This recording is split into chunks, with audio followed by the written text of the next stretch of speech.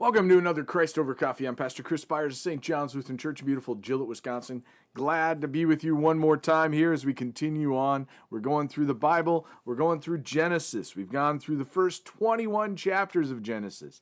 And now we're going to enter into the 22nd chapter of Genesis. The version that I'm going to read from is my New American Standard Bible from the 1995 edition of that. We're going to go through and just, as I've been doing here, read through verse. We did get through the 26th chapter of Genesis in our class on Monday evening. If you're ever able to join us from at 6 o'clock until 7:30, we do have the class. We go through much of this, but we also have some other discussion that goes on. And if you're in the Gillett, if you're able to come and join us in Gillett for that, 6 p.m. on Monday evenings, you're always welcome. It's a wonderful time to be had. It's a great class. It's always good to come together, go through the Bible. It's even better to go through the Bible with other brothers and sisters in the faith. So let us begin with the 22nd chapter. We're going through all of this where there's been some issues between Abimelech and there's an agreement made with Abimelech and Abraham that they'll work with one another in Beersheba, which is where Abraham's at this time. It starts out the 22nd verse. Now it came about after these things that God tested Abraham and said to him, Abraham. And he said, Here I am. And he said, Take now your son, your only son, whom you love, Isaac, and go to the land of Moriah and offer him there as a burnt offering on one of the mountains of which I will tell you. Now this is a strange way of doing it because one, we know the God we worship, the one true God, doesn't do the sacrifice of humans. But here is a test that's being put out there. And this is to test Abraham. One, is he going to believe and trust in God and God's providence for the promise that he had given?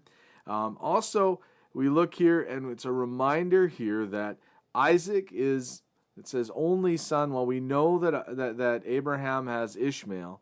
But see, Isaac is the only son with Sarah, and he is the one of promise. He's the one that God has set apart. He is the child of promise, which all will be blessed, and Isaac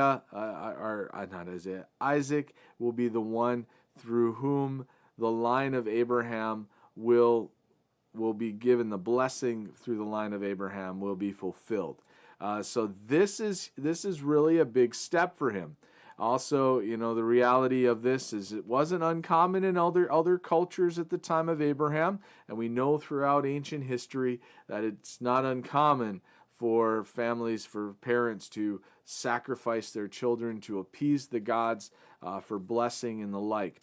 But this is not something that God calls us to as his people. We aren't called to human sacrifice. There's no call for that. In fact, God is opposed to this. But here is a test. Abraham arose early in the morning and saddled his donkey and took 2 of his young men with him and Isaac his son. And he split wood for the burnt offering and arose and went to the place of which God had told him. On the 3rd day, Abraham raised his eyes and saw the place from a distance. Now, realize also Isaac is not a little boy. He is a young man. He's probably a teenager. So he is very capable, as we will find here. All right. And on the 3rd day, Abraham raised his eyes and saw the place from a distance. And Abraham said to his young men, Stay here with the donkey, and I and the lad will go yonder, and we will worship and return to you. And Abraham took the wood of the burnt offering and laid it on Isaac his son, and he took in his hand the fire and the knife. So the 2 of them walked together. Now, here we look at, this is that precursor pointing as Isaac is kind of like pointing to the sacrifice God is going to make through Jesus. So we have, this would be that precursor to the Christ, kind of helping, giving that image. In fact, even the laying the wood on Isaac, one could think of the other, the sacrifices. Jesus is forced to, they lay the wood of the cross on Jesus' shoulders to carry it to the place, to Golgotha, for the sacrifice. So we see these connections coming together. We see when we know the whole of the Scripture, we can see pieces that are starting to line up in this. But we know here we have, they're going up. Isaac is very capable because, he can carry all the wood, and so he's not some little child. But here he is faithfully following his father. And Isaac spoke to Abraham his father and said, "My father." And he said, "Here I am, my son." And he said, "Behold the fire and the wood, but where is the lamb for the burnt offering?" So Isaac knows something's up here. He also has to be aware of some of the other cultural issues there. There might be part of him going, all right, is this for me? There's some unknown for him that he's wondering. He's probably has some questions in his mind, but he's also faithful to his father. He's trusting of his father and knows there's a reason for all things. So he sees his father as being one whom he can definitely trust. And Abraham said, "God will provide. We will see. God is going to bring whatever. We will see what God will have for himself. The lamb for the burnt offering, my son." So the two of them walked together. Then they came to the place which God had told him, and Abraham built the altar there and arranged the wood, and he bound his son Isaac. Now Isaac could have easily probably fought against this. But there was a part of Isaac that was faithful and trusting in his father, and he was trusting in God.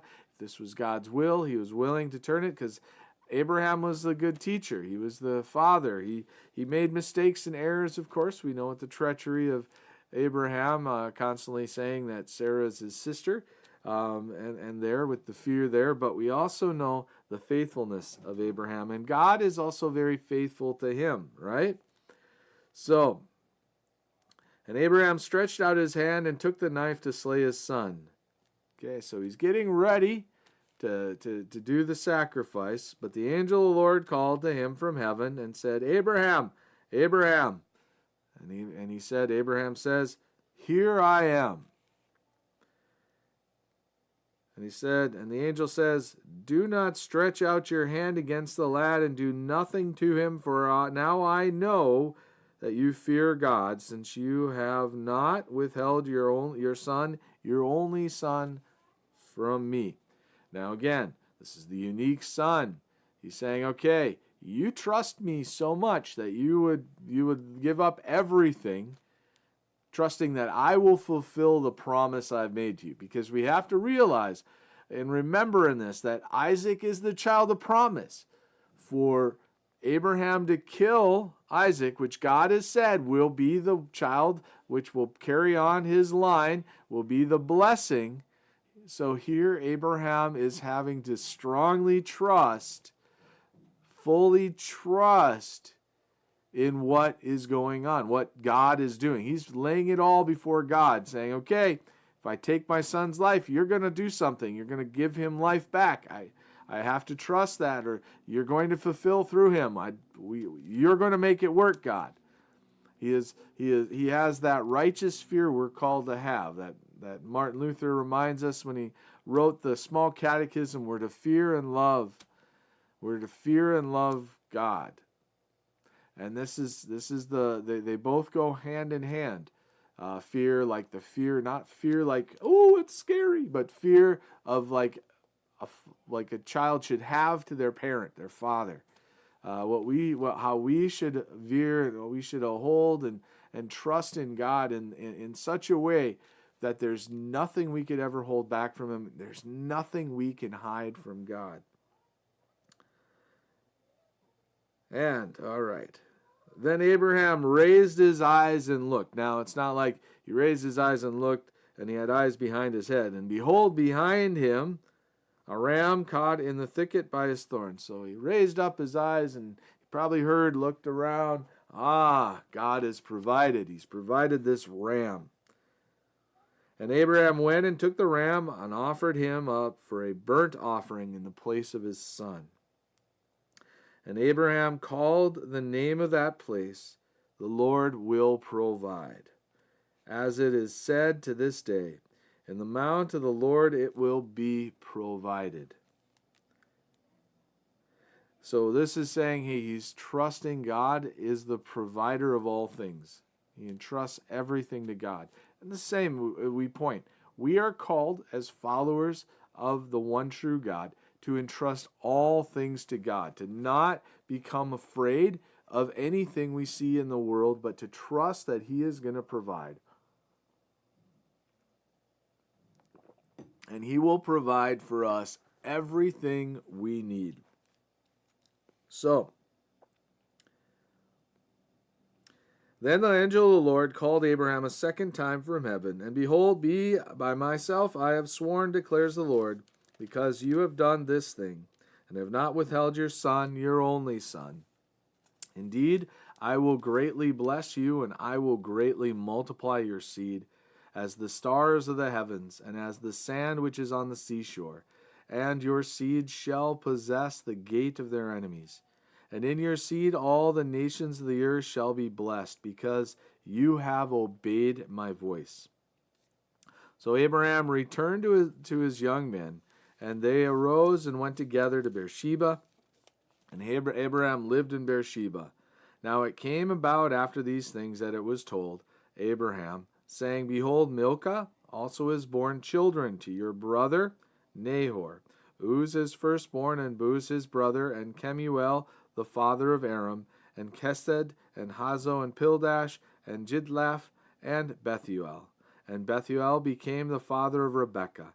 These eight Milcah bore to Nahor, Abraham's brother. So he has 8 nephews, and they become important down the road also. And his concubine, whose name was Reumah, also bore Tebah, and Gaham, and Tahash, and Maacah. All right.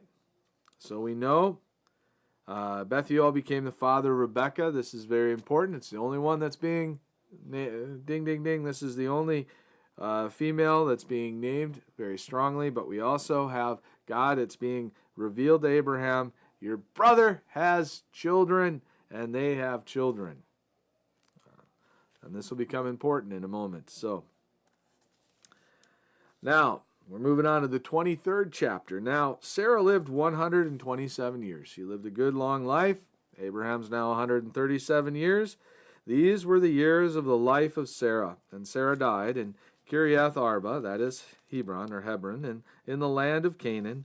And Abraham went in to mourn for Sarah and to weep for her. Then Abraham rose from before his dead and spoke to the sons of Heth, saying, I am a stranger and a sojourner among you. Give me a burial site among you, that I may bury my dead out of my sight. And the sons of Heth answered Abraham, saying, Hear us, my lord. You are a mighty prince among us. Bury your dead in the choicest of our graves.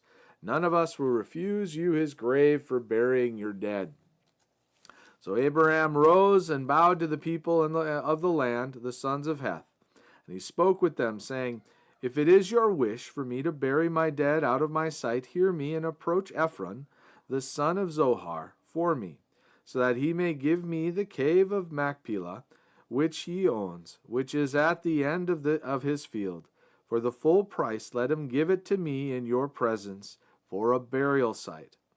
Now Ephron was sitting among the sons of Heth, and Ephron the Hittite answered Abraham in the hearing of the sons of Heth, even of all who went in at the gate of his city, saying, No, my lord, hear me, I give you the field, and I give you the cave that is in it. In the presence of the sons of my people I give it to you. Bury your dead. And Abraham bowed before the people of the land. And he spoke to Ephron, in the hearing of the people of the land, saying, If you will only please listen to me, I will give you the price of the field accepted from me, that I may bury my dead there. Then Ephron answered Abraham, saying, My lord, listen to me. A piece of land worth 400 shekels of silver? What is that between me and you? So bury your dead. Listen, there's a little bit of a sneakiness there. This is how much it's worth. But what is that? And Abraham listened to Ephron, and Abraham weighed out for Ephron the silver which he had named, in the hearing of the sons of Heth, 400 shekels of silver, commercial standard. So Ephron's field, which was in Machpelah, which faced Mamre, the field and cave which was in it, and all the trees which were in the field, that were within all the confines of its border, were deeded over to Abraham for a possession in the presence of the sons of Heth, before all who went in at the gate of his city. And after this, Abraham buried Sarah his wife in the cave of the field of Machpelah, facing Mamre, that is Hebron, in the land of Canaan. So the field and the cave that is in it were deeded over to Abraham for a burial site by the sons of Heth.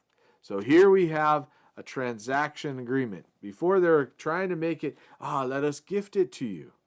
So then Abraham would be beholden. See, remember the field that I gave you. But no. Abraham knew better.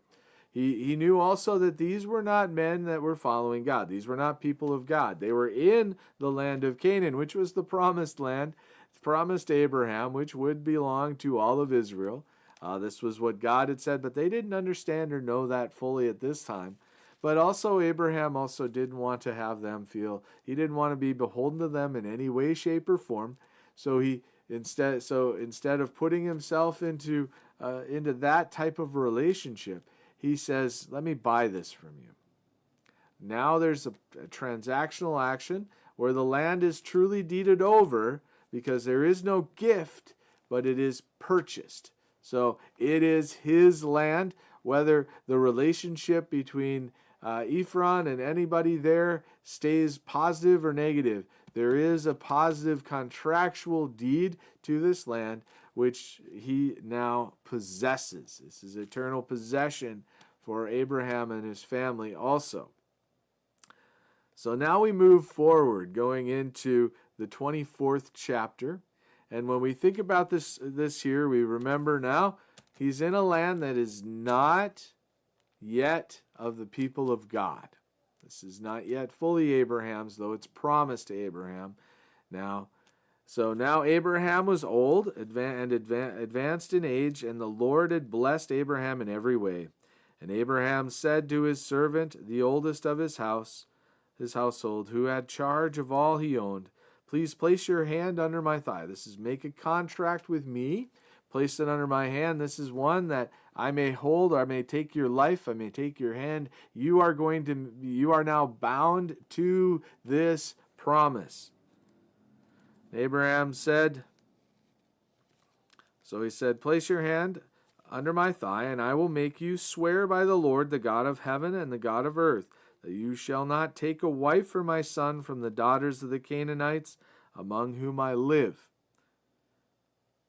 But you shall go to my country, where I've been born, where my people are, to my relatives, and take a wife for my son Isaac. Now we know he has this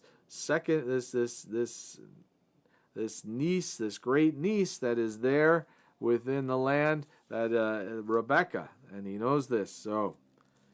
And we know this will become more important, right? All right.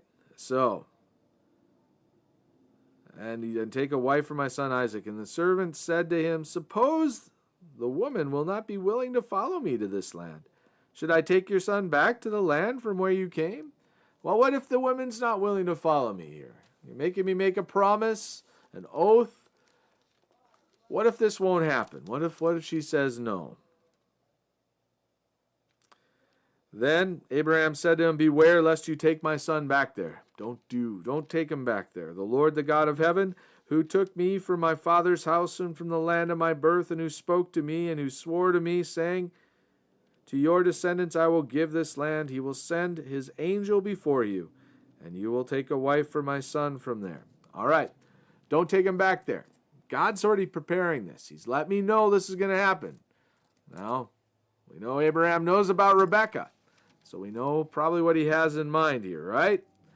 There's a reason things are foretold. There's some reason that we have names. They always have purpose. But if the woman is not willing, okay, I'm hearing you.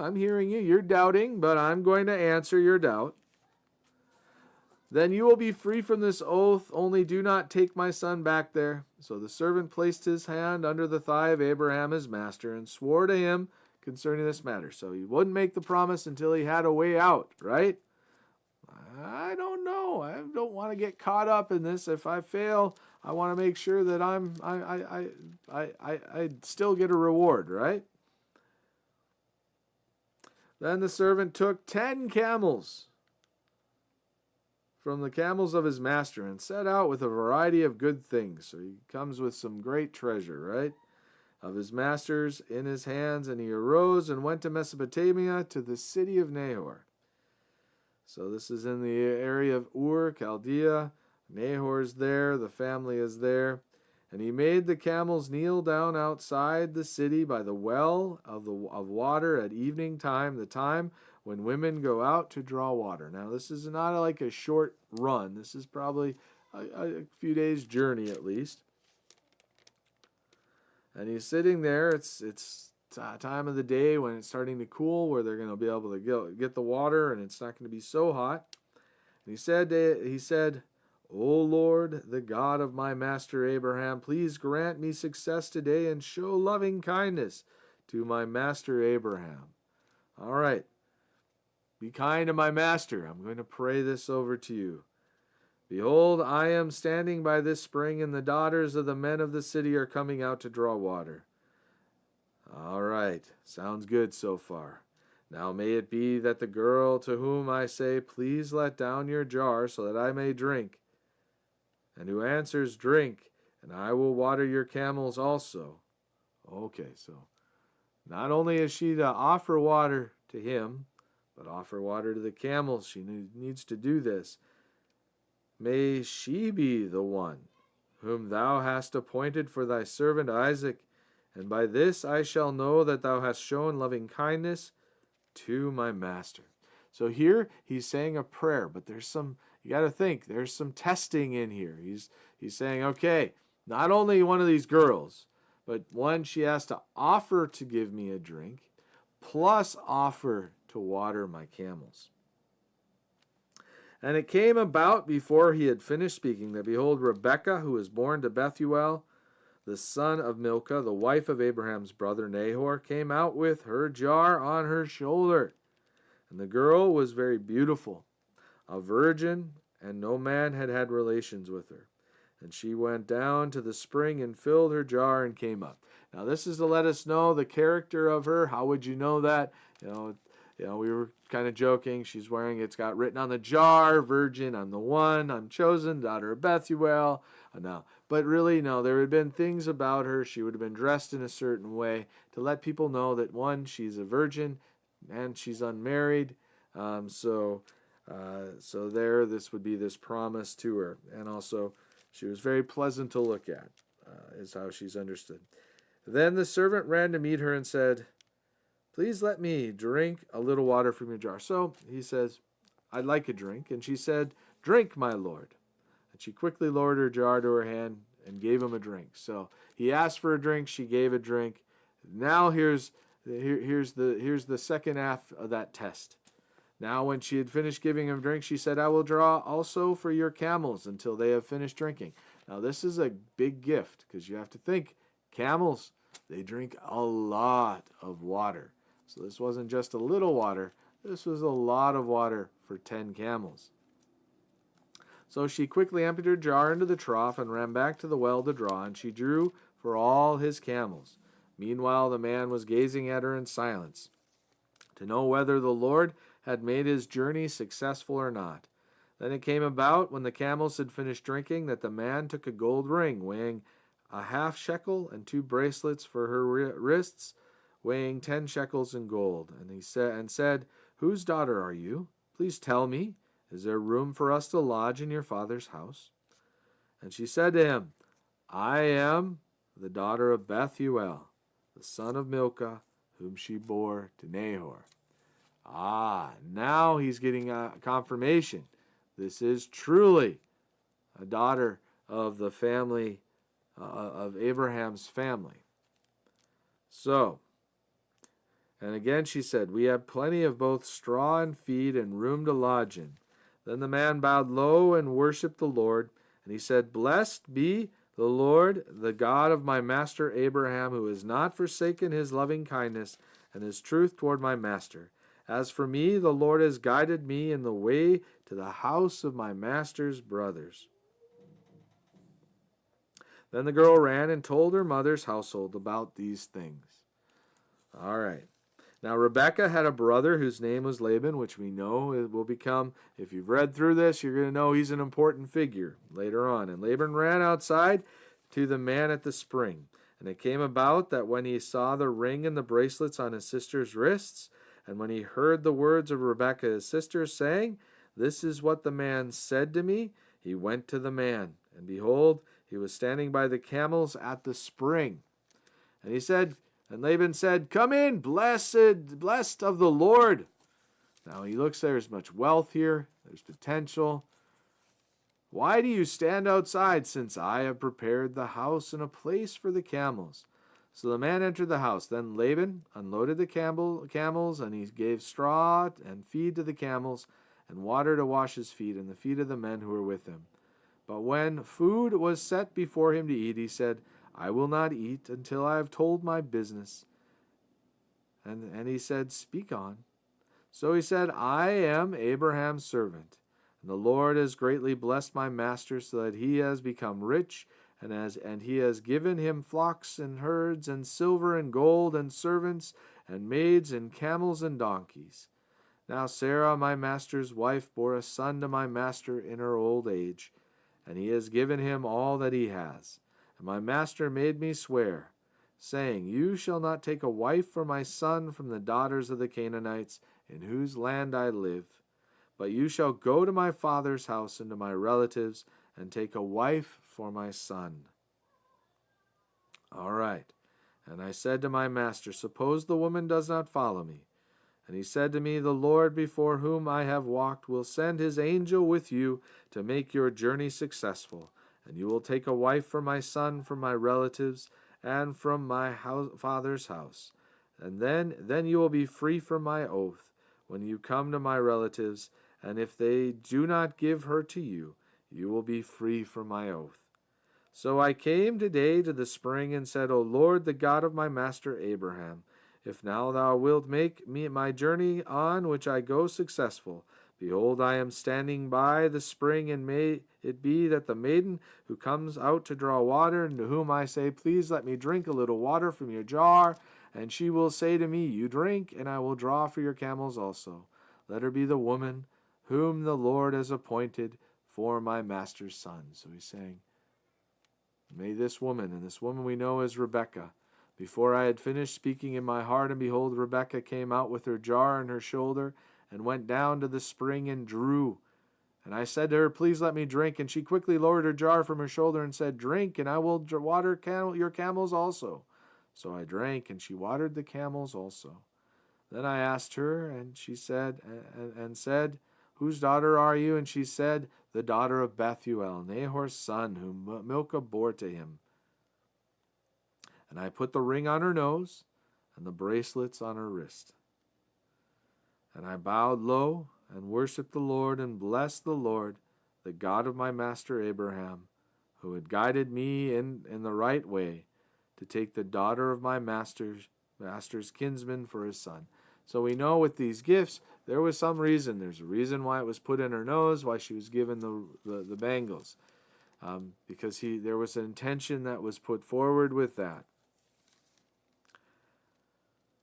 And I bowed low and worshipped the Lord, and blessed the Lord, the God of my master Abraham, who guided me in the right way to take the daughter of my master's kinsman for his son. So now, if you are going to deal kindly and truly with my master, tell me. If not, let me know, that I may turn to the right hand or the left. Then Laban and Bethuel answered and said, The matter comes from the Lord, so we cannot speak to you bad or good. Behold, Rebekah is before you. Take her and go, and let her be the wife of your master's son, as the Lord has spoken. So Bethuel, the father, and the brother now have given that. Now, Bethuel, this has very little part in all of this, as we know, because Laban is the main one that is dealing here, because Laban is the important character which we will deal with in the future here. So, all right.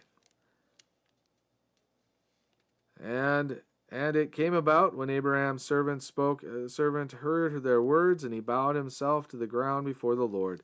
And the servant brought out articles of silver and articles of gold and garments, and gave them to Rebekah. He also gave precious things to her brother and to her mother. Then he and the men who were with him ate and drank and spent the night. When they arose in the morning, he said, "Send me away to my master." So he's like, "Let's go now. The business is done. Thank you. I got to get back." But her brother and her mother said, "Let the girl stay with us a few days. Say 10. Afterwards, she may go." Let her stay a little bit longer. We're not ready yet to say goodbye. And he said, "Do not delay me. Don't hold me back. Since the Lord has prospered my wife, send me away that I may go to my master." Let me go now. Don't try and hold me back. Don't try and stop me. Don't try and stop this from happening. Let's move forward. They said, "We will call the girl and consult her wishes." Then they called Rebekah and said to her, "Will you go with this man?" And she said, "I will go." Thus they sent away their sister Rebekah and her nurse with Abraham's servant and his men. And they blessed Rebekah and said to her, "May you, our sister, become thousands of 10,000s, and may your descendants possess the gate of those who hate them." Now, this is a repeated blessing that had been given back to Abraham. Now, here we see that this is where the blessing is going to come. Abraham had given this. They're going to be sitting in the gates of the enemies. The gates are significant because that is where all business dealings were. That is also the protection. That's the entrance into the city. You're watchful who you allow through the gates of your city because you don't want to allow people that are going to come in and invade or destroy your city. You don't want spies to come in. So you want to make sure that all the people and all the business, everything done there, you'll close the gates at night to protect from raiders, and you'll have people that'll be watching the gates. The gates is an important aspect in ancient culture. It's the place of protection, place of business, place where contracts are done, all of those things. If you're outside the gates, you're in exile, you're also in danger. There's no protection outside of the gates. In the gates, you are protected from all the things that are outside. Then Rebekah arose with her maids, and they mounted the camels and followed them back. Followed the man. So the servant took Rebekah and departed. Now Isaac had come from going to Beer Lahai Roi. Now remember, this is further back. This is where when and I know I was in the class here and I got confused between the two, and I always should look back here. But this is also this is the place where when Sarah was treating Hagar harshly, and Hagar ran from Sarah, and she fell in crying in the forest, in the woods, and all of that. And God came and said, the child that Ishmael will be a blessing. You'll name him Ishmael. Go back and deal with your maid. I will protect you. And this is where the God who sees, and she named that because this is where God had seen her. God saw her grief, saw her weeping, and visited her. So this is an important part of this too, because this also ties in with what had been seen with Ishmael. It also says there's some closeness there. For he was living in the Negev. And Isaac went out to meditate in the field toward evening, and he lifted up his eyes and looked, and behold, camels were coming. And she said to the servant, "Who is that man walking in the field to meet us?" And the servant said, "He is my master." Then she took her veil and covered herself. Oh, wait, I got to be prepared. I'm not yet married to him yet. This is my husband. I'm going to be veiled when he comes. And the servant told Isaac all the things that he had done. Then Isaac brought her into his mother Sarah's tent and took Rebekah, and she became his wife, and he loved her. Thus Isaac was comforted after his mother's death. So Isaac then lifts the veil. That's why we do that in weddings and things. We have the veil, the virgin, the bridegroom, married, lift the veil. Hopefully you like what's behind there. Especially in this day and age, see, Isaac had not seen her. He didn't know what she looked like, but he took her because this was the promised one, and he trusted in God and trusted in the blessing. Now, Abraham took another wife, so you got to figure here he's probably about 140 years old, right? Whose name was Keturah. She bore him Zimran and Jokshan and Medan and Midian and Ishbak and Shua, and Jokshan became the father of Sheba and Dedan, and the sons of Dedan were Asherim and Letushim and Leummim. And the sons of Midian were Ephah and Epher and Hanok and Abidah and Eldaah. All these were the sons of Keturah. So here, these are important later, right? But none of them are the children of promise, but they do become places and peoples. But they're not the children of promise, right? Now Abraham gave all that he had to Isaac. It's saying everything. They didn't receive all the stuff that Abraham had. But to the sons of his concubines, Abraham gave his gifts. Now we could look at this is a possibility, as Sarah is his wife. So Hagar and Keturah could be the concubines, or it could be their others. That's not clarified here, but that could be also pointing that way. Abraham gave gifts while he was still living and sent them away from his son Isaac eastward to the land of the east. And these are all the years of Abraham's life that he lived, 175 years. And Abraham breathed his last and died in a ripe old age, an old man, and satisfied with life, and he was gathered to his people. Then his sons Isaac and Ishmael buried him in the cave of Machpelah in the field of Ephron, the son of Zohar the Zittite, facing Mamre, the field which Abraham purchased from the sons of Heth. There Abraham was buried with Sarah his wife, and it came about after the death of Abraham that God blessed his son Isaac, and Isaac lived in Beer Lahai Roi. Now, these are the records of the generations of Ishmael, Abraham's son, whom Hagar the Egyptian, Sarah's maid, bore to Abraham. And these are the names of the sons of Ishmael, by the names in order of their birth. Nebaioth, the firstborn of Ishmael, and Kedar, and Adbeel, and Mibsam, and Mishma, and Duma, and Massa, and Hadad, and Tema, Jetur, Naphesh, and Kedemah. These are the sons of Ishmael, and these are their names, by their villages, and by their camps, 12 princes according to their tribes. And these are the years of the life of Ishmael, 137 years, and he breathed his last and died, and was gathered to his people. And they settled from Havilah to Shur, which is east of Egypt, as one goes toward Assyria. He settled in defiance of his relatives. So this is also telling us much of what we still see today within the Middle East. These are the Arabs. The descendants of Ishmael are the Arabian people. These are Arabs. This is where they come from. They are otherwise known as Ishmaelites. Now, these are the records of the generations of Isaac, Abraham's son. Abraham became the father of Isaac, and Isaac was 40 years old when he took Rebekah, the daughter of Bethuel, the Aramean of Paddan Aram, the sister of Laban, and the Aramean, to be his wife.